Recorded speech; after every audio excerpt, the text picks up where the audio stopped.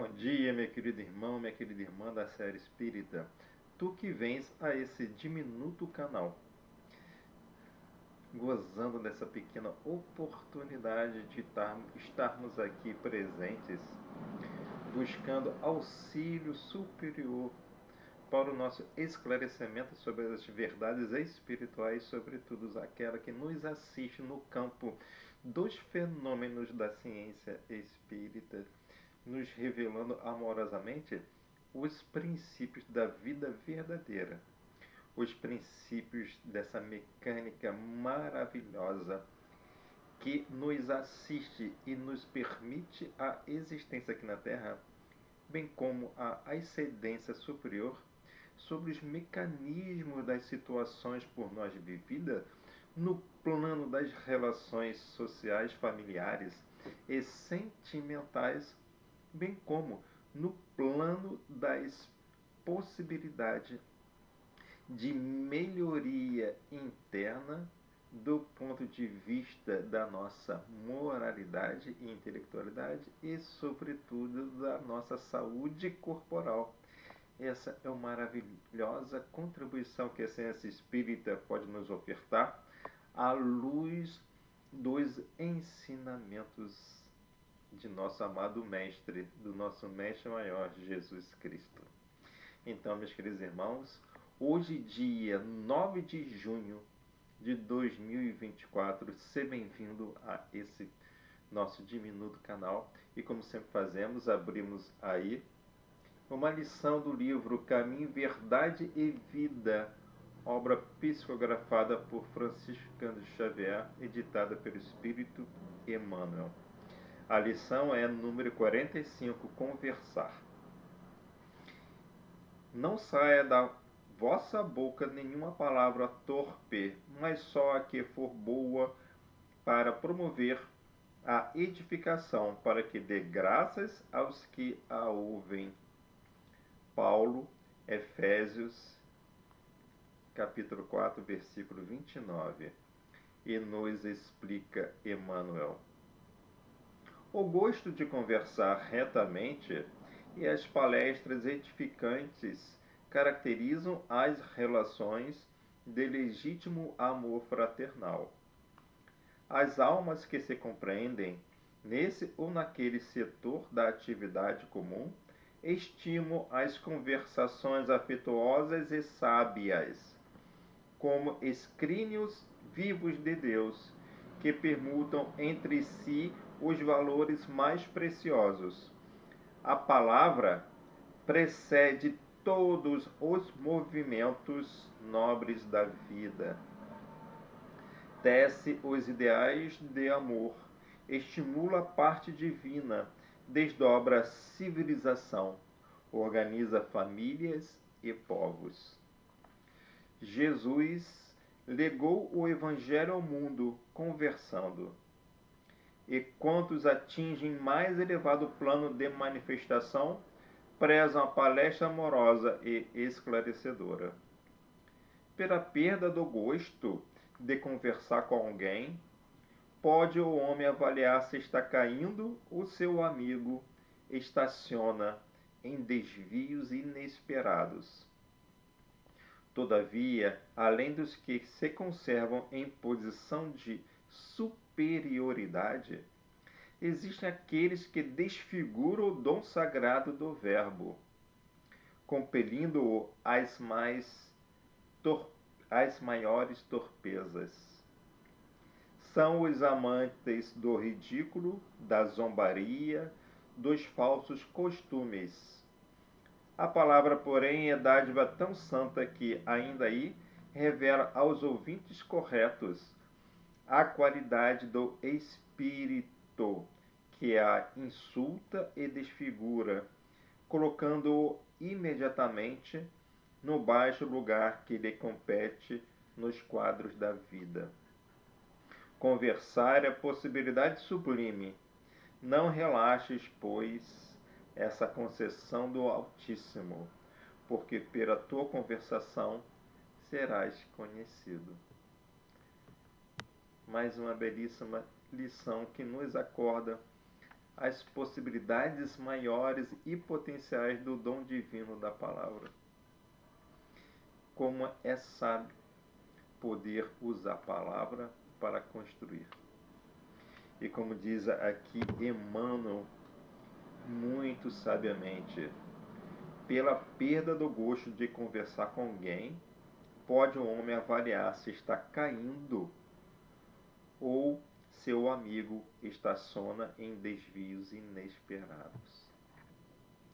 Portanto, não utilizemos a palavra aí com aquele dom de superioridade. E nem utilizemos-na como aquele canal de baixas vibrações, de baixas torpezas que emanam de nós, ou que, vindo externamente de comunicações, se vinculam ao nosso pensamento. Utilizemos a palavra, portanto, como dom divino de construção fraterna, de amor e de novos laços de compreensão e de edificação daquele reino divino anunciado por Jesus aqui na Terra, através desse exercício contínuo e simples da relação fraternal e amorosa da palavra. Hoje, portanto, chegamos nós ao nosso episódio número 67, continuando com o capítulo 19 sobre o passe, que é uma força radiante. Como parte 2, vamos estudar realmente, os passes, o que a espiritualidade, a espiritualidade se defronta com o exercício dos passos do lado de lá. Como sempre fazemos, nós demonstramos aqui que o estudo que nós fazemos é sobre o livro Missionários da Luz, uma obra psicografada por Chico Xavier em 1943, editado pelo nosso espírito, nosso irmão maior de esclarecimentos do plano espiritual, André Luiz, sobre a vida no plano espiritual. André Luiz é esse nosso aí grande reporte com auxílio precioso do seu conhecimento. Portanto, o capítulo, originalmente chamado Passes, é um capítulo sobre o passe, que é o que? Uma força radiante do ser capaz de restaurar o corpo espiritual. Portanto, é um capítulo em que André Luiz nos mostra o mecanismo do passe e sua extensão como força radiante do ser espiritual, capaz de atuar na restauração das disfunções do corpo espiritual, contribuindo para a restauração do corpo físico, e é mostrado que todos nós somos capazes e que, consoante o desejo sincero, há sempre a ajuda dos trabalhadores do plano espiritual em conjugação fraterna de auxílio, atuando em todas as denominações religiosas na expressão das curas. Portanto, o passe ele é uma força radiante do espírito. Portanto, sendo uma força magnética, é uma faculdade presente a toda a humanidade, encarnada e desencarnada, se transformando, portanto, num mecanismo de socorro, seja no plano espiritual a encarnados, quanto a desencarnados. Nesse capítulo, vamos estudar aí, um caso, São 3 casos que André Luiz traz, 3 casos bem explicados que André Luiz traz. Nesse episódio vamos ver um caso. Então, o que acontece? Alexandre, então, naquela reunião espírita, ele apresenta a André Luiz ao chefe das ações de magnetismo, chamado Anacleto. E aí, então, Anacleto conduz ali amorosamente André Luiz, ao desdobramento daqueles mecanismos de socorro espiritual. E aí, então, Anacleto leva André Luiz a primeiro ao paciente, E André Luiz nos fala, detive-me em acurado exame da região mencionada. Por quê? Porque Anacleto, ele fala para André Luiz: perceba, faça um exame, André Luiz, né, do coração dessa senhora. E aí André Luiz fala: detive-me em acurado exame da região mencionada. E, efetivamente, descobri a existência de tenuíssima nuvem negra, que cobria grande extensão da zona indicada, interessando ainda a válvula aórtica e lançando filamentos quase imperceptíveis sobre o nódulo sino-auricular. Olha, exame maravilhoso que André Luiz fez e nos traz a observação da capacidade espiritual do espírito enxergar todo o organismo. Nós vimos também que, olha só, André Luiz já se encontra no estado mais avançado da utilização de suas capacidades visuais, porque nós vimos nos capítulos anteriores que Alexandre emprestava uma força magnética a André Luiz para que ele pudesse enxergar os casos que se desdobravam através dos auxílios, não é verdade? Então, mostrando aqui essa curiosa passagem já de uma aquisição da potência visual de André Luiz ao longo dos seus trabalhos de aprendizado da assistência espiritual. E aí, olha o que Anacleto vai explicar então para André Luiz. Assim como o corpo físico pode ingerir alimentos venenosos que lhe intoxicam os tecidos, também o organismo perispiritual, isso é muito importante. O organismo perispiritual pode absorver elementos de degradação que lhe corroem os centros de força, com reflexos sobre as células materiais. Se a mente da criatura encarnada ainda não atingiu a disciplina das emoções, se alimenta paixões que a desarmonizam com a realidade, pode a qualquer momento intoxicar-se com as ambições mentais daqueles com quem convive e que se encontrem no mesmo estado de desequilíbrio. Anacleto explicando lá na página 301. Então aqui Anacleto traz dois componentes importantes no caso, aproveitando para explicar aquele caso daquela senhora em que André Luiz fez o exame, né, do coração. Ou seja, que não só nós nos alimentamos de alimentos perigosos, mas que a mente, ela se alimenta de quê? Também de pensamentos intoxicantes que vão, na realidade, atuar no organismo perispiritual e corroer e promover a degradação dos nossos centros de força.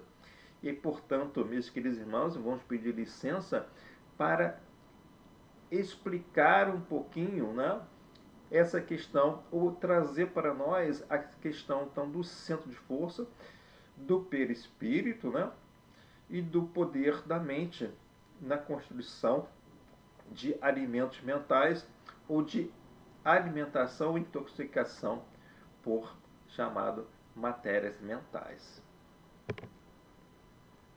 E aí podemos, né, primeiro, é sempre bom lembrar que, vocês estão vendo aí, no primeiro plano temos o espírito, no segundo plano temos o perispírito, que na realidade é o verdadeiro corpo do espírito e que preside aí, na realidade, né, a formação do corpo físico.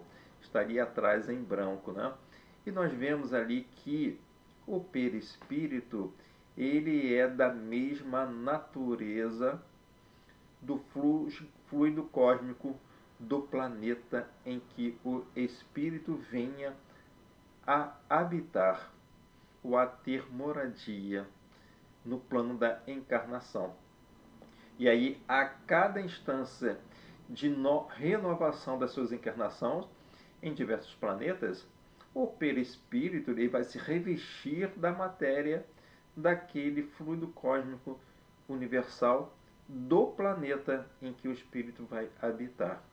Portanto, daí nós explicamos que uma mudança das condições planetárias, passando do plano físico, né, espiritual, de um planeta de provas e expiações para um planeta de regeneração, haverá mudança física do que?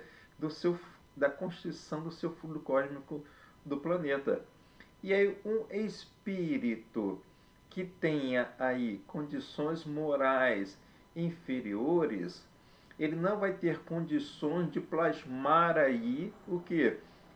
A matéria do fluido cósmico do universal do planeta na formação do seu perispírito. Então, uma explicação física e espiritual do porquê um espírito em condições morais inferiores não conseguirá habitar o planeta Terra na sua condição de planeta em regeneração. E aí, então, a pergunta que se fala: como o espírito preside as suas funções orgânicas essenciais e indispensáveis à vida material? É por meio, então, do seu corpo espiritual. Ou seja, o espírito preside as funções do corpo material através do seu corpo espiritual, que é o perispírito. E aí, André Luiz, como que ele define esse corpo espiritual? Está lá no livro Evolução em Dois Mundos, no capítulo 2, página 18. Para definirmos de alguma sorte o corpo espiritual, é preciso considerar antes de tudo que ele não é reflexo do corpo físico, porque na realidade é o corpo físico que o reflete, tanto quanto ele próprio, o corpo espiritual, retrata em si o corpo mental que lhe preside a formação. Então, o espírito preside a formação através do fluido universal do planeta do seu corpo espiritual, não é verdade? E esse corpo espiritual, então, ele vai plasmar o que? O corpo físico, naquele processo da reencarnação que nós vimos lá desses mundos, não é verdade? E aí André Luiz, mais à frente, nos fala que o corpo espiritual ele possui uma estrutura eletromagnética, algo modificado no que tange aos fenômenos genéticos e nutritivos, de acordo, porém, com as aquisições da mente que o maneja. Então, no ponto de vista, né, no seu plano de vivência, existência espiritual, o corpo espiritual ele tem uma modificação de estrutura eletromagnética no que tange os fenômenos genéticos e nutritivos, né? Nós aprendemos a ter relações genéticas, ou seja, sexuais, entre aspas, de uma maneira diferente e também nos alimentamos de maneira diferente no plano espiritual. E aí continua André Luiz. Claro está, portanto, que ele é santuário vivo em que a consciência imortal prossegue em manifestação incessante, além do sepulcro. É uma formação sutil, urdida em recursos dinâmicos, extremamente porosa e plástica, em cuja tessitura as células, noutra faixa vibratória, a face do sistema de permuta visceralmente renovada, se distribui mais ou menos à feição de partículas coloides, com a respectiva carga elétrica, comportando-se no espaço segundo a sua condição específica e apresentando estados morfológicos conforme o campo mental a que se ajusta. Ou seja, o veículo, perispiritual, ou corpo perispiritual, possui uma estrutura eletromagnética, mas na realidade, que André está trazendo aqui, que ele tem total, ele acende a ele, a sua formação, a nossa mente. Portanto, ele também pode ser reconhecido como veículo fisiopsicossomático ou somente psicossoma. Por quê? porque ele é um corpo derivado, ou seja, do campo mental. Olha só que maravilhoso, né? Portanto, ele também pode chamar do corpo espiritual de psicossoma. Está lá na página 19 do livro Evolução em Dois Mundos. E aí, André Luiz vem nos explicar, então, que nele possuímos todo o equipamento de recursos automáticos que governam os bilhões de entidades microscópicas a serviço da inteligência, nos círculos de ações em que nos demoramos, recursos esses adquiridos vagarosamente pelo ser, em milênios e milênios de esforço e recapitalização nos múltiplos setores da evolução anímica, que são o que? Os centros vitais, né? Que o homem, então, vai conquistando através daquelas diversas encarnações ou diversas existências, né? Ao longo de bilhões de anos, ele vai conquistando aquelas sensações, formando então o que? No seu processo evolutivo, a constituição do seu corpo perispiritual através do domínio de certas sensações que vão formar ali os centros vitais. Portanto, são os centros vitais, fulcros energéticos que, sob a direção automática da alma, imprimem às células a especialização extrema pela qual o homem possui no corpo denso. A explicação de André Luiz lá na página 21, no capítulo 2 do Evolução em Dois Mundos. Ou seja, os centros vitais, portanto, sob uma direção automática da alma. Então, a alma, através da nossa evolução, ela preside automaticamente, nós conquistamos a direção automática desses centros vitais, que imprime, então, a cada célula, através desse centro, a sua especialização, que vão formar, então, o nosso próprio, né, a nossa própria duplicata no corpo material. E aí, portanto, meus irmãos, nós possuímos, então, 7 centros que André Luiz nos traz, né, ou nos trouxe. Está lá na página 19 e 20 do Evolução dos Mundos. O centro coronário, o cerebral, o laríngeo, o cardíaco, o esplênico, o gástrico e o genésico. Naturalmente, aquele caso da senhora está associado ao quê? A uma disfunção do centro vital cardíaco. Como nós dissemos e demonstramos ali na fala de André Luiz no livro dos Missionários da Luz, em que nós vamos voltar aqui para não esquecermos isso, né? Que André Luiz fala o quê? Que assim como o corpo físico, o organismo perispiritual pode absorver elementos de degradação que decorram em centro de força.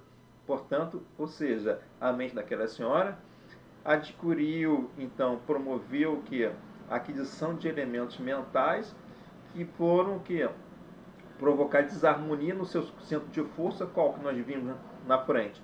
O centro de força cardíaco, não é isso?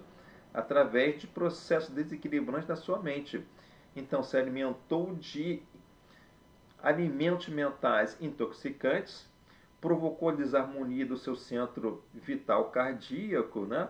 Que, por sua vez, veio a desestabilizar patologicamente o seu coração, no seu corpo material. E aí vamos ver como que, na realidade, né, a mente ela vai atuar nesse processo, então, de desajuste ou de equilíbrio dos nossos centros vitais. Então, está aí o centro, né, cardíaco, né, em que a moça, a senhora, ela sofreu aí, então, a intoxicação mental que se irradiou para esse centro, né, e provocou, então, os acidentes a qual ela foi cometida, em que o André Luiz fez a sua leitura a pedido de Anacleto, né? E aí nos fala, então, Anacleto. Às vezes, semelhantes absorções constituem simples fenômenos sem maior importância. Todavia, em muitos casos, são suscetíveis de ocasionar perigosos desastres orgânicos. E isso acontece mormente quando os interessados não têm vida de oração, cuja influência benéfica pode anular inúmeros males. Esta amiga, na manhã de hoje, teve sérios atritos com o esposo, entrando em grave posição de desarmonia íntima. E aí, a pequena nuvem que lhe cerca o órgão vital representa matéria fulminatória. A permanência de semelhantes resíduos no coração pode ocasionar-lhe perigosa enfermidade. Atendamos ao caso. Então, Anacleto explicou ali o que nós mostramos ali, ou seja, que no processo então de atrito mental, de atrito ali no dia a dia com o seu marido, né, ela absorveu o que ele chamou de uma matéria fulminatória, uma matéria mental, ou uma intoxicação mental. Essa intoxicação mental veio a provocar desarmonia no seu centro, o quê? No seu centro vital cardíaco, como mostramos ali, presente no seu corpo perispiritual. Uma vez que nós mostramos ali que o corpo espiritual é um psicossoma, ou seja, ele é um resultado. Ele é o resultado de uma matéria, né, espiritual, vinda do fluido cósmico universal do planeta, mas ele tem direta presidência, ou seja, o espírito tem direta ascendência mental sobre esse corpo perispiritual e, sobretudo, presidindo o que? Os centros vitais de forma automática. E na medida em que nós nos intoxicamos com matérias mentais, automaticamente provocamos desarmonia no centro vital. Aqui, na realidade, aquela associação mental está ligada. Então, se era do plano de vista do plano gástrico, vai ser no centro vital gástrico. Se ela é uma energia de paixões sexuais, desarmonias, né, nessas paixões, ela vai provocar desarmonia no centro vital genésico. Se são desarmonias, então, ali, né, das paixões humanas, dos sentimentos, ela vai provocar, como o caso dessa senhora, uma desarmonia no seu centro cardíaco que vai influenciar, então, o seu coração. Está dizendo aqui, explicando, então, Anacleto. E mais, né, o que é, então, essa matéria fulminatória? Primeiro precisamos entender o que é matéria mental. Está lá em Mecanismo da Mediunidade, no capítulo 4, nas páginas 37 e 38. André Luiz nos fala: o pensamento é uma forma de matéria que abunda pelo espaço, matéria mental, possuindo carga magnética, cuja agitação impulsionada pela vontade estabelece para cada pessoa uma onda mental própria. E aí ele fala: os estados da mente criam um campo mental, o campo dos pensamentos, que vai da aquisição da experiência, ou seja, dedicação, trabalho, sociedade, família ou oração, ou de excitações, emoções profundas, dores indizíveis, súplicas aflitivas, ou seja, o campo mental, o campo dos nossos pensamentos, né? Onde nós encontramos o nosso pensamento, nós criamos uma região ali, né, de pensamentos fixos, criando ali então um campo, nosso campo mental. Ou seja, esse estado em que nós estamos ali diariamente, né, fixamente pensando, seja no trabalho, seja na família, né, na sociedade, na oração, é aquele estado em que nós vamos criar então um campo mental, reflexo desse nosso estado mental. E pode também, né, esse estado mental está então aí associado ao progresso, né, a essas experiências de melhoria, como diz aqui, seja no trabalho, na família, no própria oração, ou também de excitações, né? Ou seja das emoções mais profundas, né? Em que o espírito traz de eras passadas, daquelas dores, né? Daquelas súplicas, ou seja, das desarmonias também, nós criamos um campo mental desarmonioso. Portanto, esse campo mental ele vai provocar o que? Ele vai ter um impacto sobre o chamado, então, nosso campo espiritual, que é o que? O campo das vibrações psicossomáticas, né, meus queridos irmãos? Que vão atuar, portanto, sobre o nosso organismo ou o nosso aparelho psicossomático, que é o campo, que é o corpo espiritual. E aí, portanto, nós criamos uma psicosfera mental, que era resultante da escala espírita em que nos encontramos e do impulso contínuo da nossa vontade a irradiar permanentemente como uma corrente mental. Então, o que aconteceu com aquela senhora? Ela recebeu ali, né, aquela discussão com o marido, né?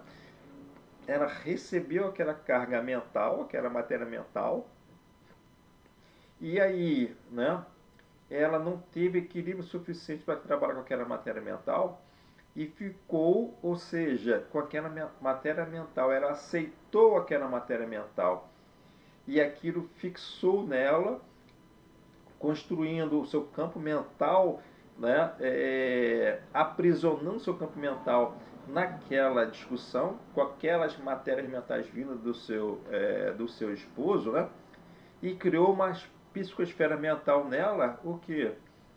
Doentia, né? Desequilibrada, que promoveu uma irradiação, né, direta no que? No seu psicossoma, né, ou no seu corpo espiritual, vindo a desencadear o que? Uma imediata manifestação no corpo físico, que foi, no caso, entre a radiação vinda do seu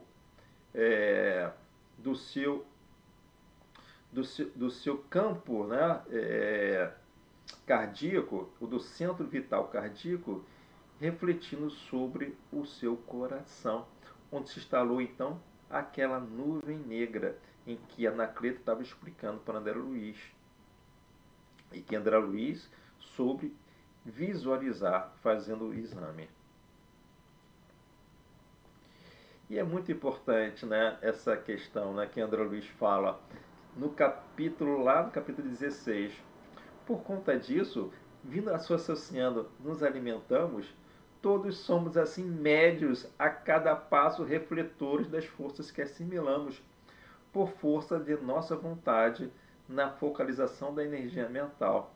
Então, mediunidade não é simplesmente um exercício, né, de recepção, comunicação com espírito. Mediunidade, portanto, é um estado de quê? De troca, ou seja, de troca de forças que são assimiladas de matérias mentais, né? Seja no campo mental, vindo dos irmãos, né? Sejam eles superiores ou inferiores, como coletivamente associados, seja de um familiar ou seja no trabalho.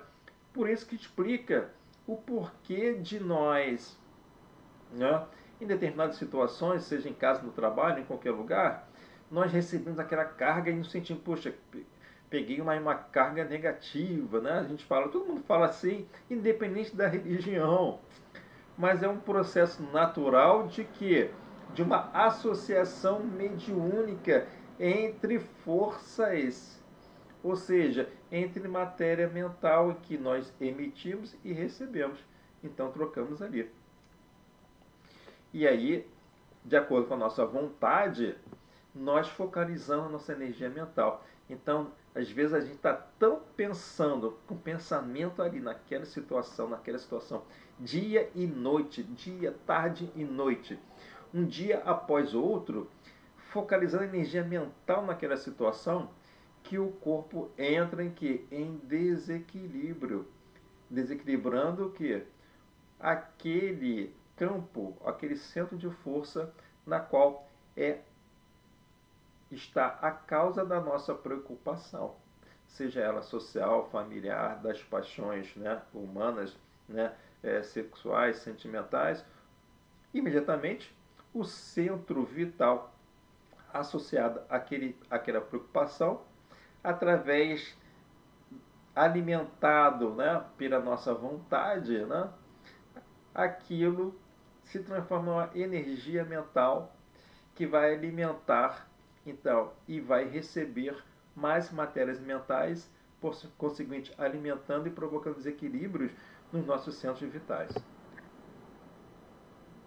E aí, então, André Luiz, ele já nos relata, então, né?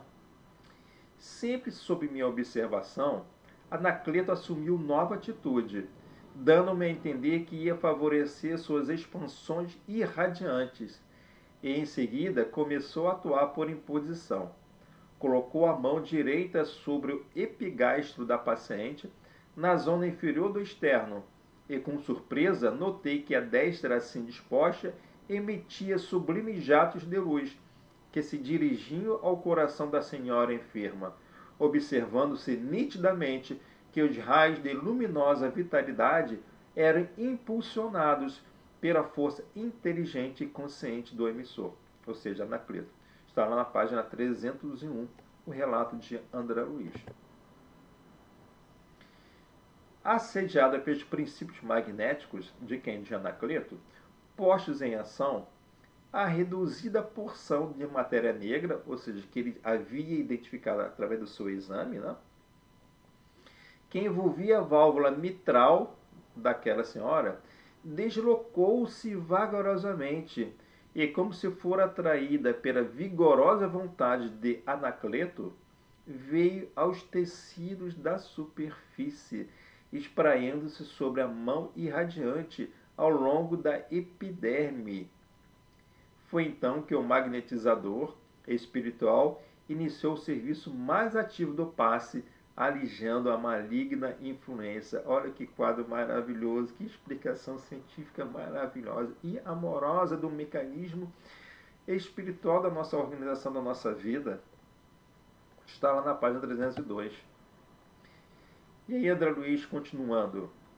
Fez o contato duplo sobre o epigastro, erguendo ambas as mãos e descendo-as logo após, morosamente, através dos quadris até os joelhos, repetindo o contato na região mencionada e prosseguindo nas mesmas operações por diversas vezes. Em poucos instantes, o organismo da enferma voltou à normalidade. E aí Anacleto, né, ele é perguntado por André Luiz, né, se todo mundo vai receber aquele tipo de auxílio. E Anacleto então responde para André Luiz, lá na página 302. De modo algum, respondeu Anacleto sorrindo. Há verdadeiras legiões de trabalhadores de nossa especialidade, amparando as criaturas que, através de elevadas aspirações, procuram o caminho certo nas instituições religiosas de todos os matizes. O homem que vive mentalmente, como nós vivemos, né? O nosso pensamento, ele adquire então aquelas matérias mentais, mas se ele vive mentalmente, visceralmente, a religião que ele ensina, a senda do bem, está em atividade intensa e renovadora, recebendo por isto mesmo as mais fortes contribuições de amparo espiritual, porquanto abre a porta da alma para o socorro de mais alto, através da oração e da posição ativa de confiança no poder divino. Portanto, aí, Anacleto apresentou o que nós podemos falar de quê? De uma lei de assistência universal a todos, independente da religião, recebe esse tipo de assistência universal do passe. E Anacleto fala lá na página 33, né? Ele complementa: É preciso assinalar, porém, que os auxiliadores magnéticos transitam em toda a parte onde existam solicitações da fé sincera, distribuindo o socorro do Divino Mestre dentro da melhor divisão de serviço, onde vibre o sentimento sincero e elevado, aí se abre um caminho para a proteção de Deus. Portanto, essa assistência era universal, ela vai se espalhar em todas as partes através dos diversas legiões de auxiliares magnéticos, digamos, passistas do plano espiritual, que vão socorrer através do que? Bastando uma solicitação de uma fé sincera. E aí perguntar para o Alexandre, né, vendo aquela senhora, naquele quadro que acabou de ser ali, portanto, né, curada, né, através daquele passe, perguntado por André Luiz se uma pessoa que não tem nenhuma fé ou uma ligação religiosa, não tem nenhuma parte de virtude, receberia também aquele auxílio. E Anacleto então explica: se fosse uma criatura de sentimentos retos, embora infensa à religião, em suas meditações naturais receberia auxílio, não obstante menor, pela sua incapacidade de recepção mais intensa de nossas energias radiantes. Mas se ficasse integralmente mergulhada nas sombras da ignorância ou da maldade, permaneceria distante da colaboração de ordem superior e as suas forças físicas sofreriam desgastes violentos e inevitáveis pela continuidade da intoxicação mental. Olha aí, meus irmãos, a relação entre estado mental, impacto sobre o nosso corpo perispiritual, impacto sobre os nossos centros vitais e impacto sobre o nosso corpo material. Demonstrando aí dois lados. Um lado de que todas as religiões, todas as manifestações religiosas dentro dessas casas também são receptáculos de que? Das ações dos magnetizadores. Então, não só na casa espírita mesmo acontecem os fenômenos de que? Do espaço magnético. Por isso que muitas vezes nós vemos queridos irmãos dizerem: eu fui curado, e realmente recebeu ali o auxílio magnético, mas ele entende que aquilo foi um milagre, né? E nós, com essa visão espírita aqui apresentada, vemos que é um mecanismo de um passe magnético que vai atuar ali na retirada daquele obstáculo, né? E na restauração do organismo perispiritual. Mas que a religião ali vai ajudar o que? Naquela manifestação daquela fé sincera para a sua cura, atingindo ali uma ligação com os planos superiores que vão auxiliar aquele auxílio magnético, portanto, em todas as religiões, irmãos e irmãs. Quem sabe farão eles, e de certa forma já fazem, né? Como nós vemos em algumas religiões evangélicas, né? A imposição das mãos, né? Em verdadeiro ali o que? Passe magnético. Lembrando que o passe, né? A imposição das mãos, foi uma obra apresentada por nós, pelo nosso Divino Mestre Jesus. Portanto, nós vemos aqui uma coisa muito importante que a Anacleto nos explica lá na página 34, que é a verdadeira lei da ascendência espiritual sobre o corpo e os fenômenos patológicos. Então nos fala Anacleto explicando a André Luiz: toda perturbação mental é ascendente de graves processos patológicos. Afligir a mente é alterar as funções do corpo. Por isso, qualquer inquietação íntima chama-se desarmonia e as perturbações orgânicas chamam-se enfermidades. Olha aqui. Então, a cura, o processo de cura está onde? Está na alteração dos estados mentais, através de uma busca de um equilíbrio para promover o que? Uma harmonia no seu campo mental, promovendo a harmonia no nosso campo que espiritual, o nosso psicossoma, estabelecendo por conseguinte uma ajuda ao nosso campo, o que? Ao nosso corpo físico, que quando se encontra no estado de enfermidade, é derivado, portanto, de um nosso estado de perturbação ou desarmonia íntima espiritual. Que maravilhoso mundo! Ou seja, aí Anacleto nos mostra ali a lei de ascendência espiritual sobre os fenômenos patológicos, em que ele diz que toda perturbação mental é ascendente de graves processos patológicos. Ou seja, não existe patologia no corpo que nasça por uma geração espontânea. Ela é, sim, derivada de uma perturbação mental. Portanto, nós vimos o mecanismo da ação dessa perturbação mental, que muitas vezes ela é, na realidade, derivada de o quê? De uma intoxicação mental, como é o caso daquela senhora que recebeu aquela intoxicação mental através daquela briga, né? Discussão áspera com seu marido.